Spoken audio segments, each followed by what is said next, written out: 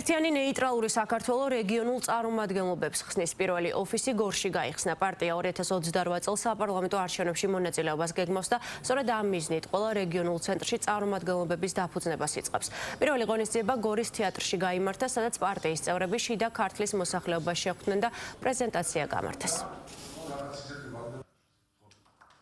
ჩამოვედით ომგამოვრილ ქალაქში, სადაც ყველაზე მეტად იციან მშვიდობის ფასი.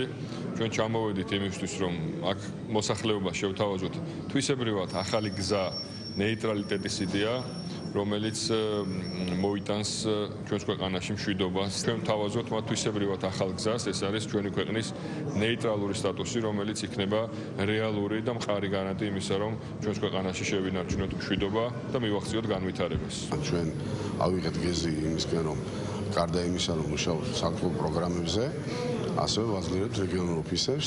დღეს ახლა სიმბოლურიც არის, რომ პირველი რეგიონული ოფისი იქნება გორში, შემდეგ გვაქვს ასევე სხვა ქალაქები.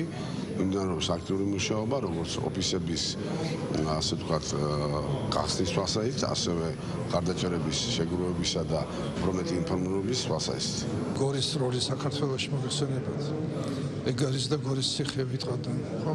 რა თქმა უნდა გორში რომ პირველი იხსნება, პირველი რეგიონალური და რა თქმა უნდა ის რომ საქართველოს ყველა კუთხეში უნდა გაიხსნას და აღარ უნდა იყოს ის მანკიერი მდგომარეობა, როცა საკმარისი თქვა რომ გინდა ნეიტრალიტეტი, ესე იგი მტერი ხარ, ესე იგი მოღალატე ხარ.